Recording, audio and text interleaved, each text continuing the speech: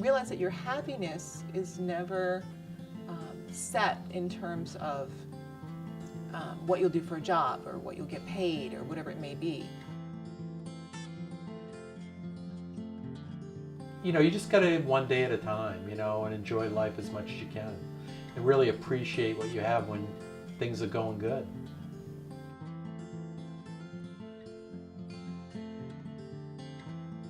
You know, the only real difference between you and me, between a high school student and a 45-year-old person, is just coping skills. Is what you've learned. It's like, I've been in this situation now. I know how to handle it.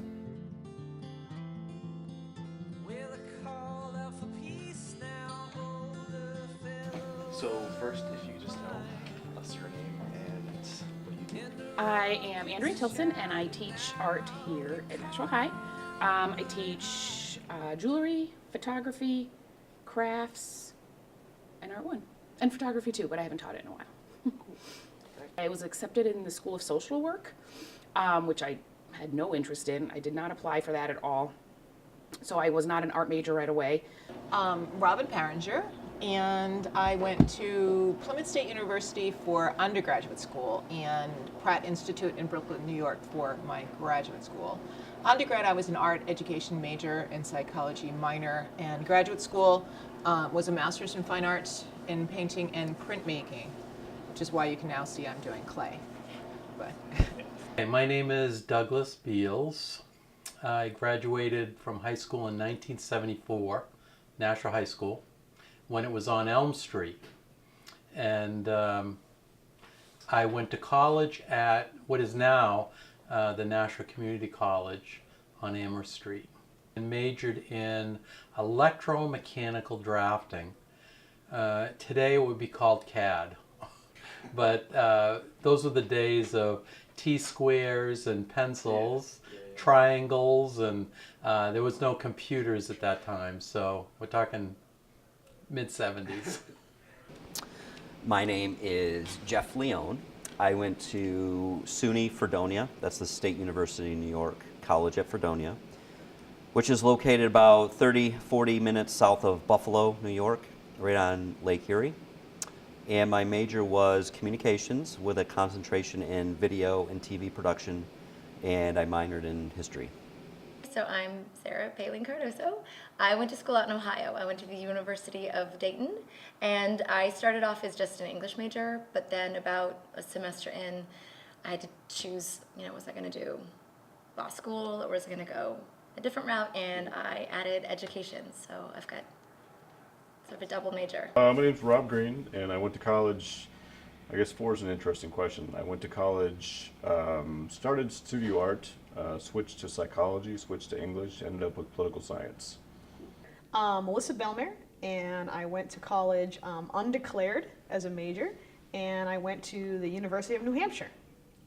I declared history as my major with a minor in education. Okay, no, I'm Shauna Murray, and I went to Boston College for my undergrad, and then Boston College for my graduate degree in ed, and then UMass for my graduate degree in literature. I wanted to be an artist. When I was in elementary school, I wanted to be an artist. And I ran into a teacher who said I had no talent and would never be an artist, which pretty much surprised me and derailed my whole career. Oh yeah, no, I wasn't sure about that money aspect, which is why the law school was in the back of my head, because I thought, ooh, that equals success. I just have these childhood experiences with books, and I knew that that's what I loved to do. So when I went to college, the English part made sense to me. It just felt right.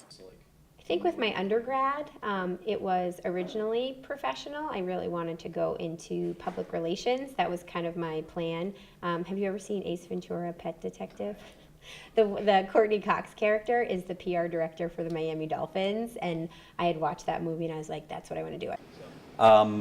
It was both. It was both professional and personal. I really was a creative person in high school. I really liked playing with video cameras. I really wasn't in any video club or anything like that. I didn't even take a video production class when I was in high school. I took a year off after I graduated because I wasn't exactly sure what I wanted to do. And you know, my father showed up with an application, say, "Hey, Rob, this is an application to a college," and I said, "All right, fine." It was painfully scary. It was so scary. Oh, I did. So my family was up here in New Hampshire, and my dad was military, so we'd been stationed up here. And that was halfway through my freshman year of high school. And even though I had this great experience in New Hampshire, finishing out high school, I needed to get back to Ohio, which is where we had been previously. So I packed up and moved back out there.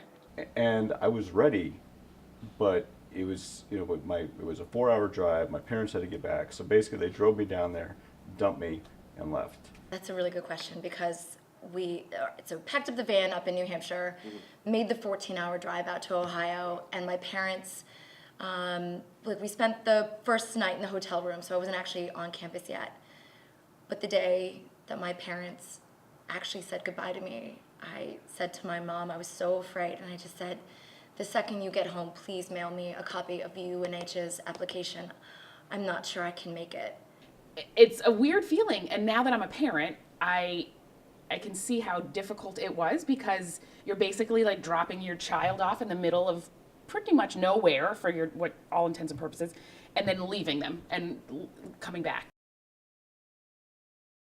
Well, college is a lot like being a kid at home, really, because you don't really, I mean, we actually had people who cleaned our common areas. You know, I used to have to clean my own common areas when I was in high school. I was ready to leave high school, but it was also a very safe place, so I was really sad.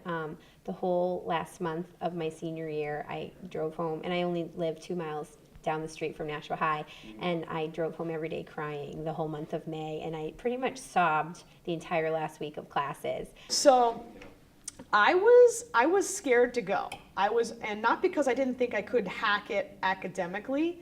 I was worried because I thought that I would lose touch with my friends, and you're in your comfort zone. Because it was hard to leave here. This, like I said, was a really safe environment. I was known here, and suddenly you're going out and you're going to this new place. You don't know who the people are going to be, but the expectations is they're going to kind of be at your level academically. You don't know if you're up for the challenge. So I was ready to leave, but I was also really kind of nervous to go for that aspect of it. But so you've been with a lot of same people for 12 years, you know, some of them, or from at least middle school. And, you know, even though high school wasn't like super awesomely fun, I didn't want to leave it because I knew that it would be a big change in life. Looking back on it, it was fantastic. I learned a lot in college. I learned a lot academically, and I learned a lot socially as well. A little shocking at first. My parents never did the whole, "This is how you do your laundry." So that was an experience the first time, like putting quarters in the machine and how do I turn the dial, and oh my gosh. You know, obviously your freshman year of college, they try to give you everything you need so that you don't feel like you can't figure it out. The meals were prepared for us. We just kind of showed up and stood in line and we ate, you know. The only thing that I think we really had to take responsibility for were our grades and our extracurricular activities. So in terms of like the real world, I feel like college is more like an airlock. You know, it's like you walk in and they pump a little bit more responsibility into the airlock, and then you kind of get used to that, and then after 4 years of that, they open that airlock door, and then you're kind of thrust into the real world. But you still don't know how to pay bills, you still don't know how to get rent, you know, you still don't know how to find an apartment, you know, that's all stuff you have to learn that you don't learn in college, because college is just about, you know, welcome to the ivory tower, here's your meal plan. We did, but it was really tricky. Yeah. So for me, I was so far away from them. The bulk, and the thing about, at least my generation, when we went off out of high school, you pretty much only stayed in contact with your closest friends. I think it's like anything in life. I think, you know, you're in high school and you think you have 200 friends. Yeah. But as we all know, you really have like this many friends, Yeah. maybe. And those are the people who still stay with you throughout your life. So those same people that I was truly close to then, I'm truly close to now. And there were some growing pains associated with that. We grew apart for a little bit because we each, you know, were loyal to our campuses and our college life, and we're so different. And then after we graduated, that core group, about 6 or 7 of us, came back together. So my good friends were like at BU and Chapel Hill and that kind of stuff, and they just kind of, we don't talk. You know, I think I'm in contact on Facebook with a couple of my high school friends. At graduation was almost like a death.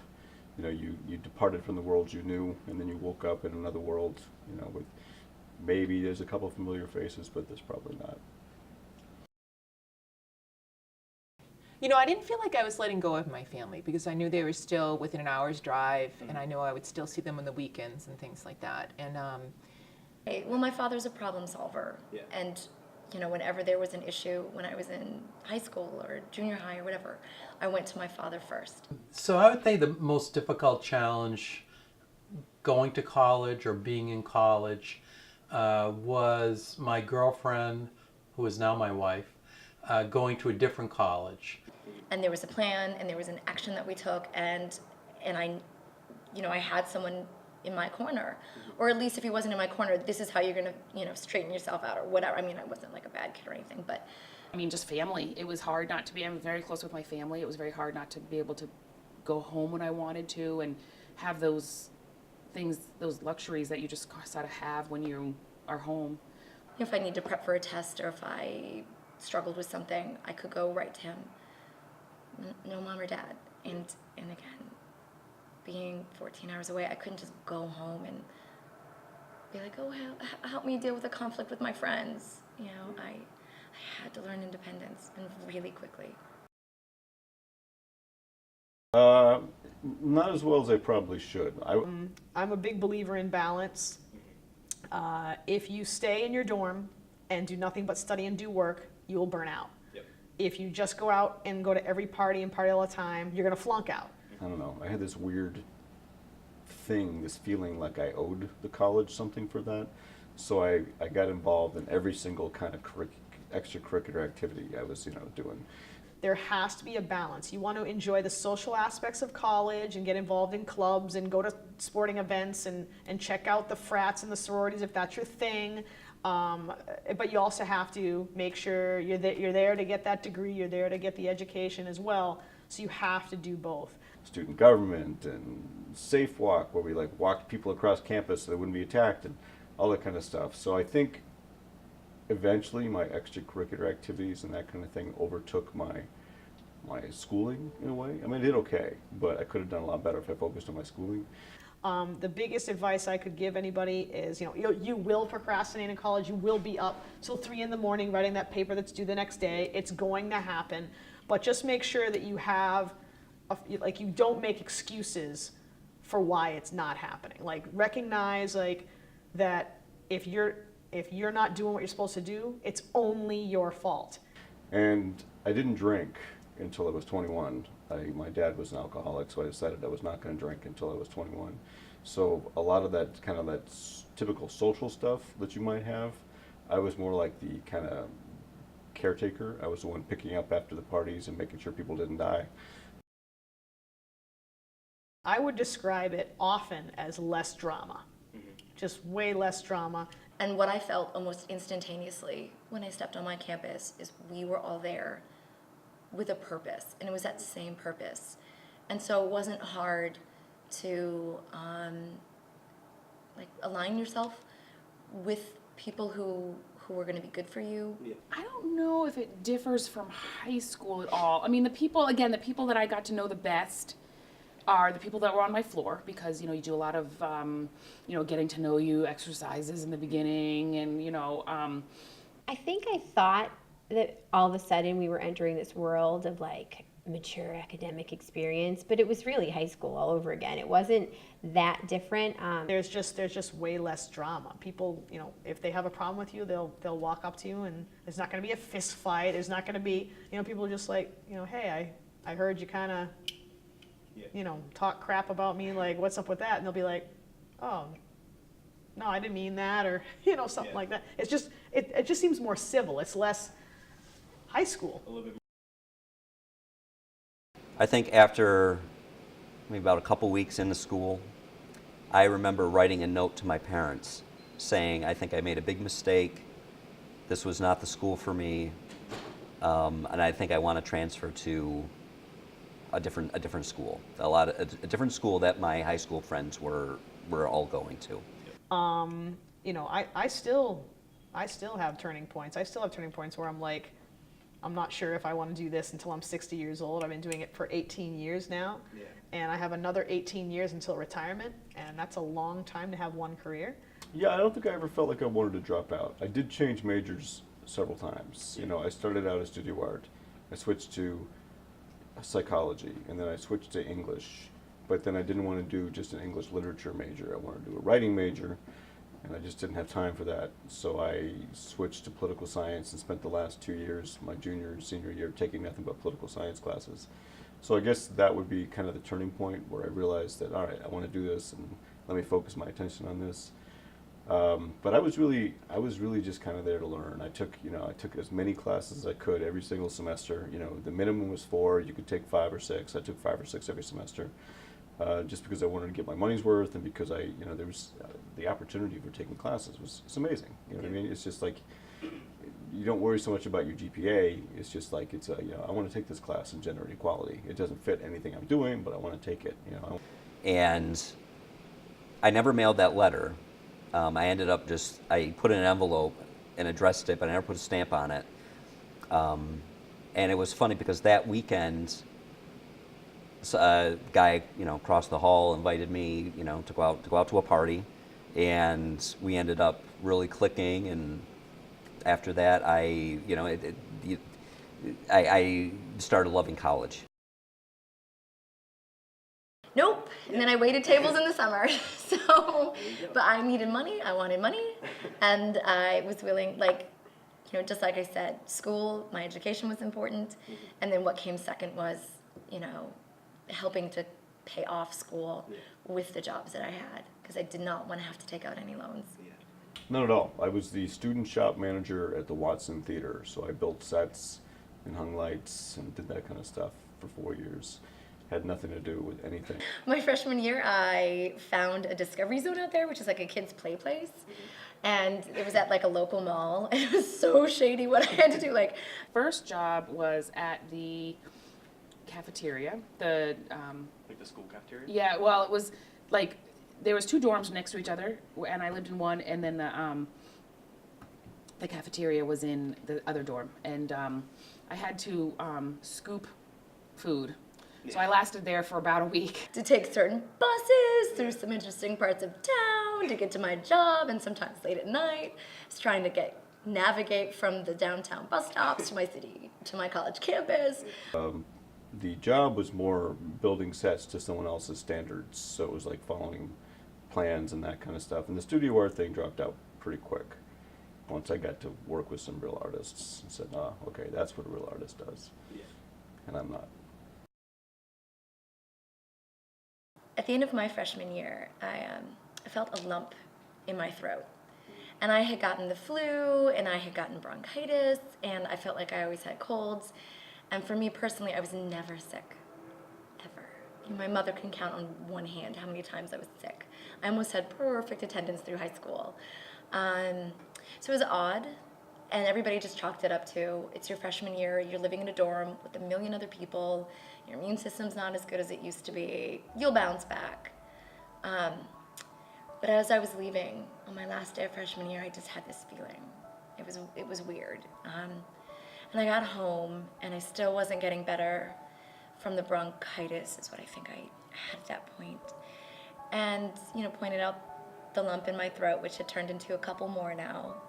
And I had a biopsy done, and the results were inconclusive. And then at the start of July, they did a full biopsy and removed one of the lumps, which was a lymph node, and it turns out I had Hodgkin's disease, which is a form of cancer, lymphatic cancer.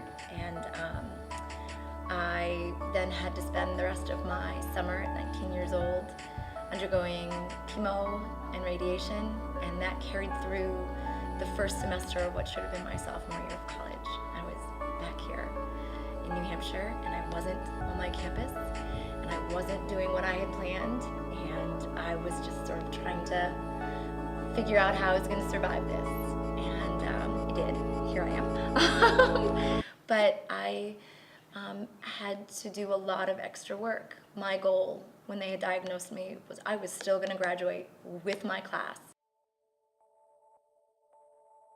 And you know, when you say like, how did it change me? I think like I absolutely became the student that I was meant to be as well. You know, got back to campus and my life was succeeding, and it was about putting everything about my education first. And it's not that I didn't, you know, enjoy the occasional Friday night out with my friends or Saturday night, but if I had things to do, that trumped everything else. And there was a great payoff for it. You know, Dean's List and graduating magna cum laude and honor societies and proving to myself that I was so much more than I had known that I could be. So it was a terrible experience, but a really great thing at the same time.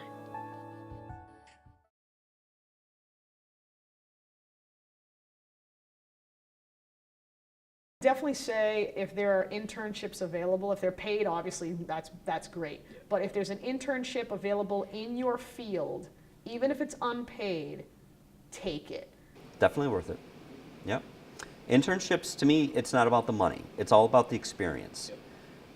If you get paid, it's a bonus, but it's all about the experience, because the whole purpose of an internship is to take you and put you in a real life situation to see if it's something that you really want to do.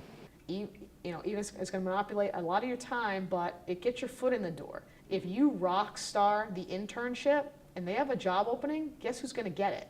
Yeah. You are. And they're going to have 500 applicants for that job opening. Because you interned there, you go to the top of the list with the other people who interned there. Yeah. Actually, I just thought about this yesterday because it was the anniversary of the Oklahoma bombing that happened when I was in college, my junior year. I remember getting breakfast and leaving the building, and there was a little lobby, and I sat down for a second because it had just happened. And so I remember being like, oh my God, and that was kind of a big deal. My friend Mark, who had a Mustang, he had an aqua colored Mustang, and I had a Chevy Malibu, 1966 Chevy Malibu, and we were racing up the highway, and I rear-ended him right on exit 4. So that's a vivid memory that I'll never forget. There's one. And that was just the 22nd, 23rd anniversary of it. So I do remember that specifically, you know. Yeah. So. Well, I had, bad fashion.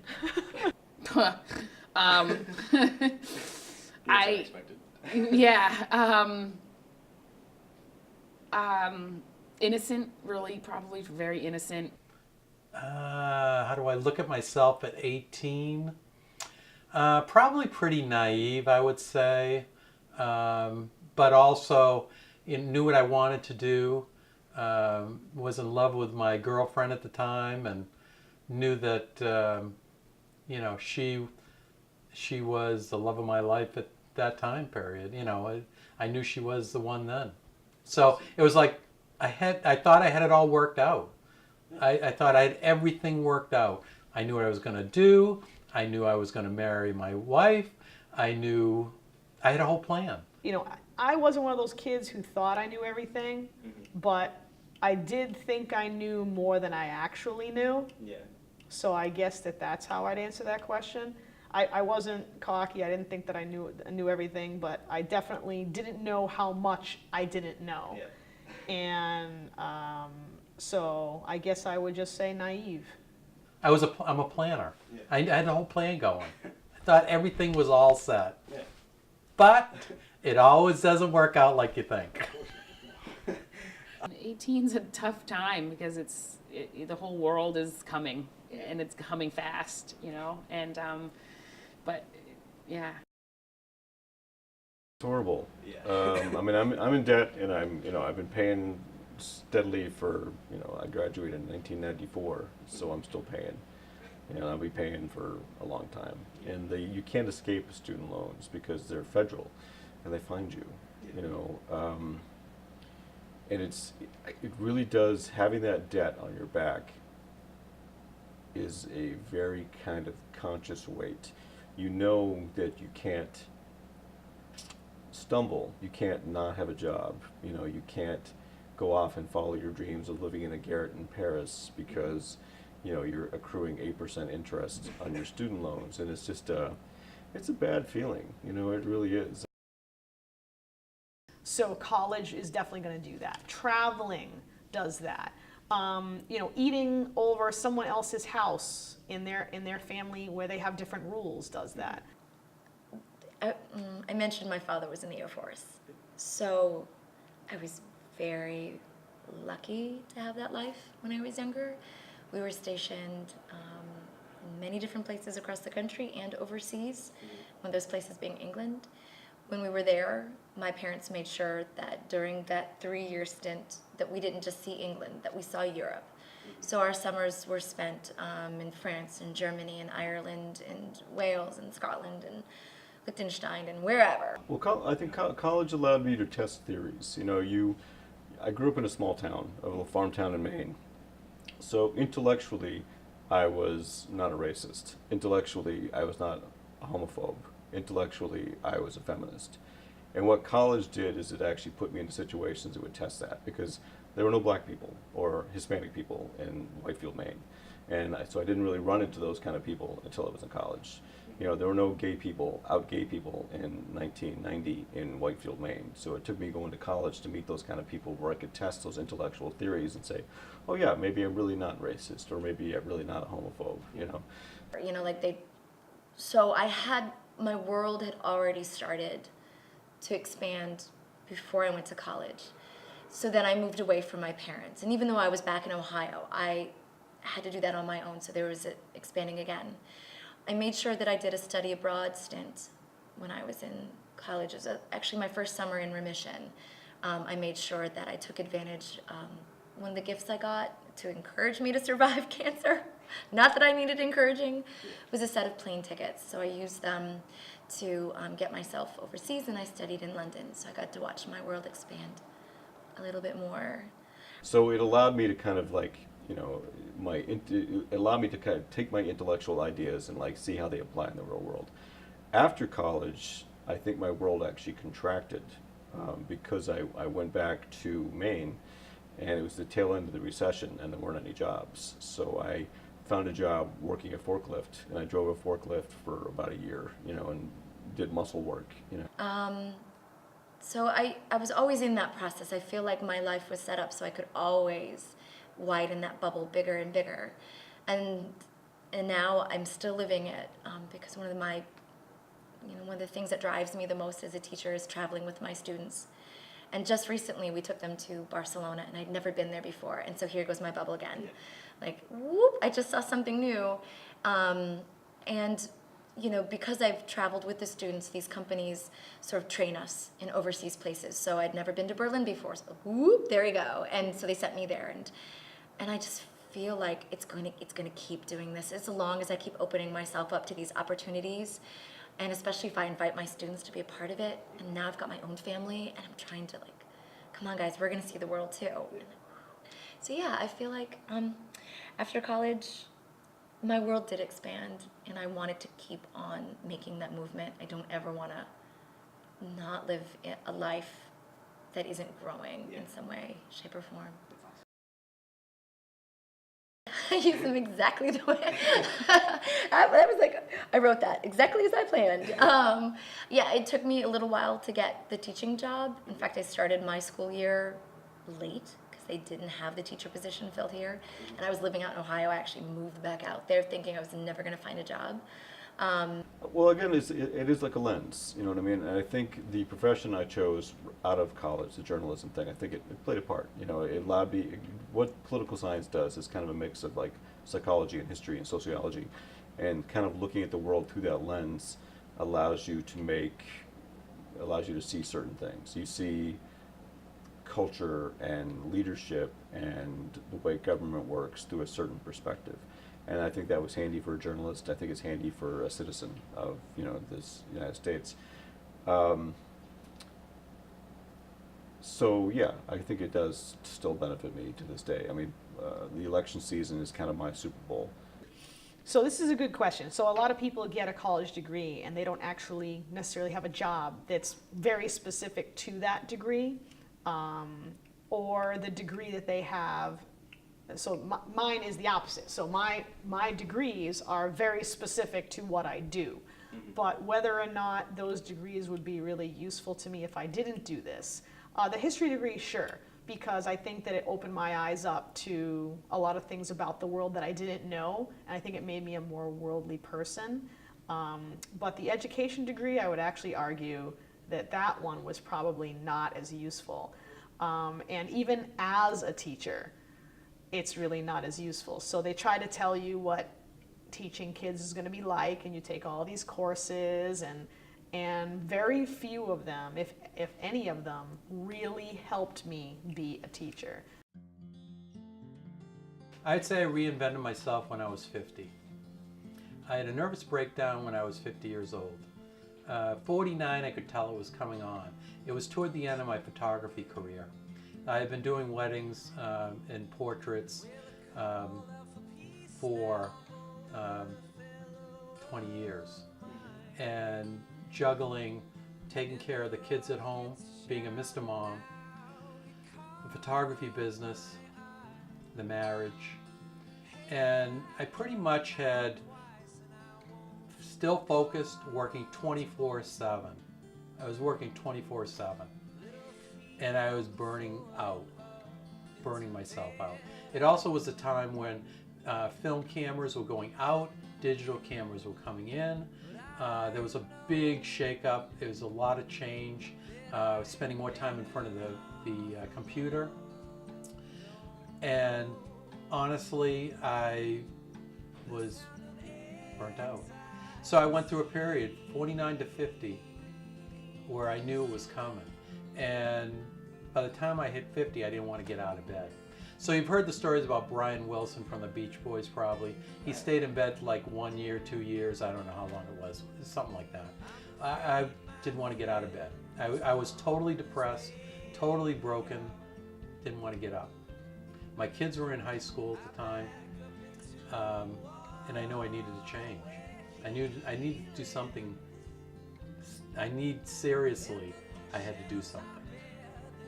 So, at the same time period, I'm a Christian, but I kind of I was more liberal during the photography years. I had put, God and church and everything else on the back burner. I had put it away. 20 years I was a photographer. I was doing the photography thing. I didn't have time for that. I was working all the time, 7 days a week.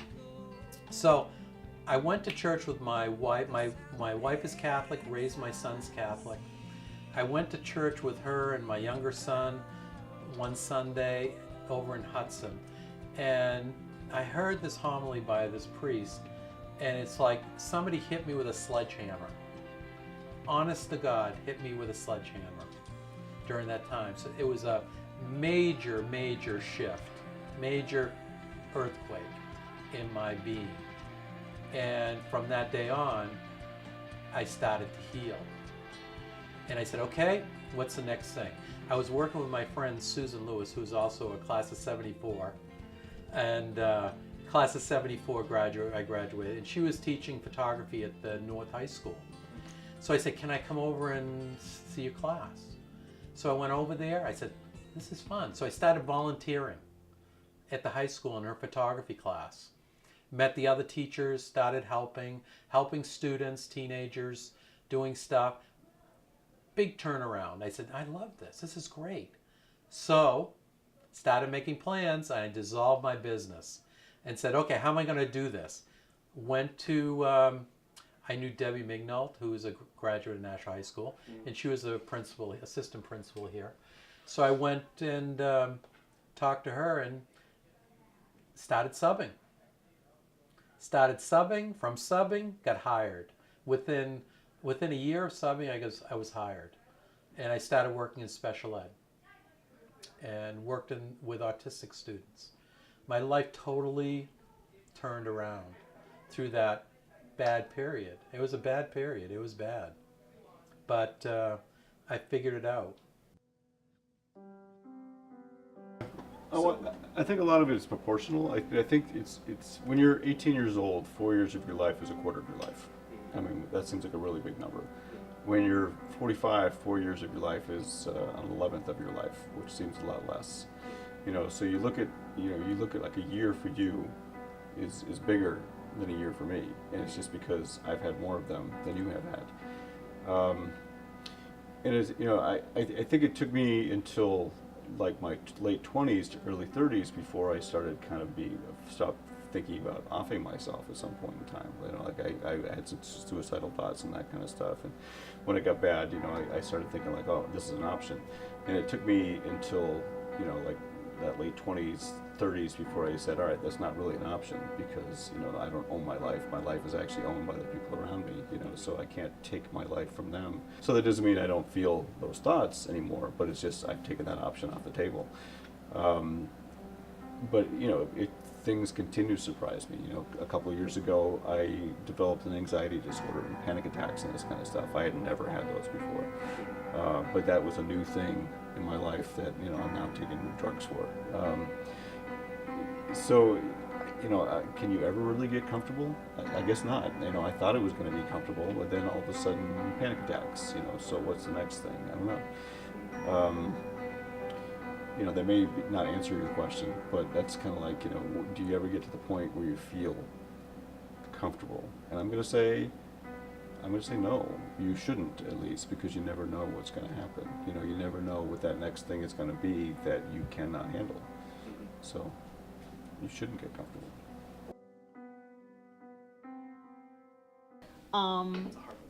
Yeah, no, I definitely, I feel like partly that's true. I'd say that part of me is definitely the same, but part of me is definitely not the same. And it's not that I can no longer relate to that girl, because I can, but I'm not that girl anymore. I think I was the same person, but I was allowing myself to explore more interests and take on leadership roles and that kind of stuff, and that was something I never did in high school. Don't be afraid of losing yourself, because you're not losing yourself. You're just growing. You're changing. But that's not bad, because you don't have to change anything you don't want to change. You're choosing. So it's not like you're going to lose yourself and forget who you were and things like that, because I don't forget who I was, but I'm glad I'm not all of those things anymore. Nope. No, I really don't. I wrote like these, like I was like drawing smiley faces on this, as I'm like, oh, because I really feel like I'm still pretending. Yeah. You know, I've got kids now, I'm a mom, and I'll be sitting in a doctor's appointment with my kids like, I'm pretending to be a mom now, look at me adulting. You know, after this, I've got to go to the grocery store and pretend to like, shop for the grocery. I mean, I'm really going to be doing it, but you know, like, here's me pushing my grocery cart, look at me, I look like an adult. But I really still feel like it's a fraud. I have to admit, I call my mom still, you know, when my kids have got weird rashes or throw up or act funny, I'm like, Mom, tell me about my kids here. You know, luckily she's a nurse, so that totally helps too. You know, and I still call my parents and, you know, ask them advice on things. And, you know, I've got this husband I can turn to as well, and I've got this family, like I said, but I'm not going to tell you how old I am, but I'm legally, technically, fully an adult. But I don't feel that way. Yeah, I'm afraid of growing up. I don't want to do that. It sounds terrible. But the reality is, yeah, I had to. I pay bills. You know, I sit there over the weekends and I look at bills that have to get paid, responsibilities, my son's in school. I now have this like real serious role about making sure he's learning. You know, but I still say, like, you know, I'll say it about, like, Miss Peringer. I want to be her when I grow up. You know, like, there are people I meet, I'm like, oh, I want to be you when I grow up. I'm not there yet. I don't think I'm there yet.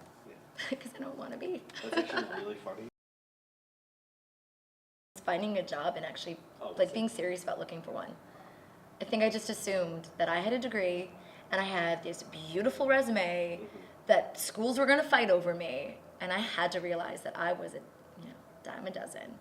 nothing else matters in life. Like nothing else really matters other than your relationships with other people. That's really all that matters, you know? So both my sons were premature when they were born. That was pretty tough because they almost both died. So that was hard. But that was probably the hardest thing. So whether or not you're going to have a good life or a happy life or a successful life, any of that, it's about you as a human being, and it's about your relationships and interactions with others.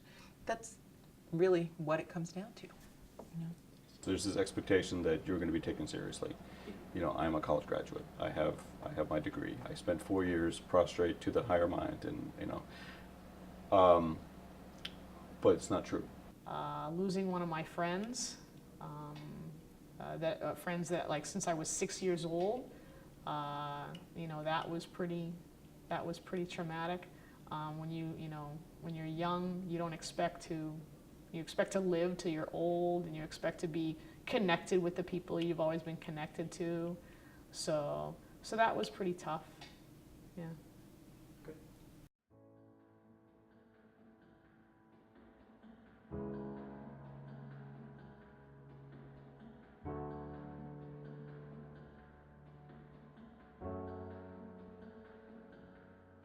Probably the most important thing is to, you got to learn what to put weight on, or what to put your weight on. It's like, you know, being able to tell my 18-year-old self that, you know, maybe you should not be hyper involved in extracurricular activities because they don't matter.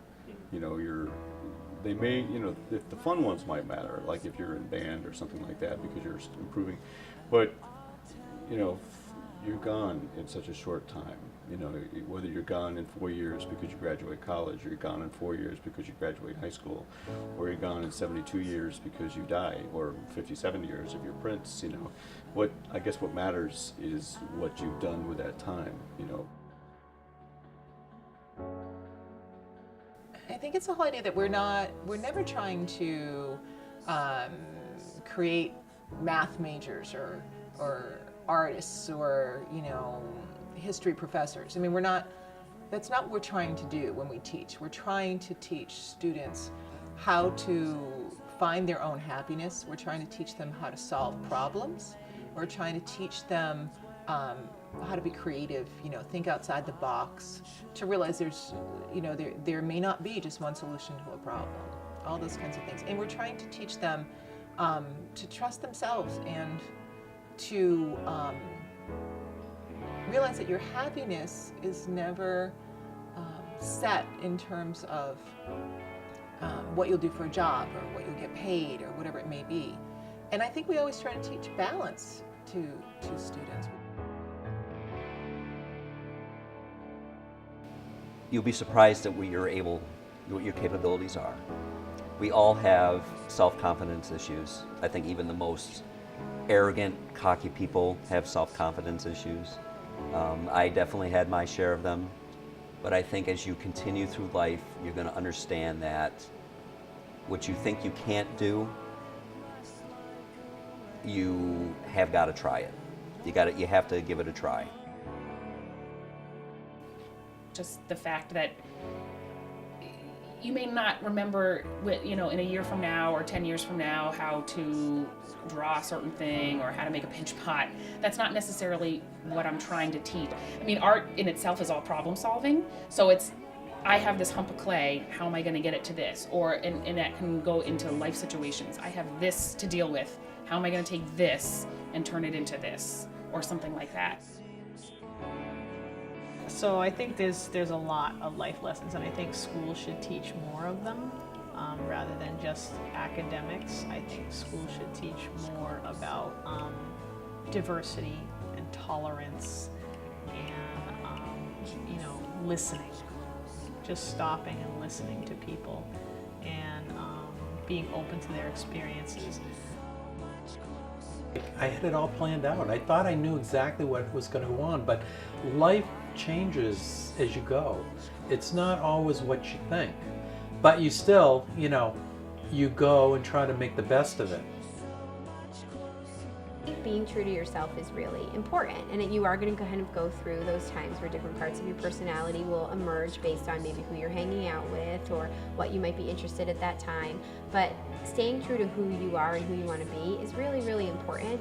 And part of that is exploring your own passions and not letting other people's expectations of you dictate who you end up becoming. It started with my parents, and the thing that I would wish for every student who comes my way is to learn resilience, to learn how to deal with the hard times that will come. I think resilience, they absolutely need to have that when they go out into this world. If that was a gift I could give my students, I would hand it out to each and every one of them.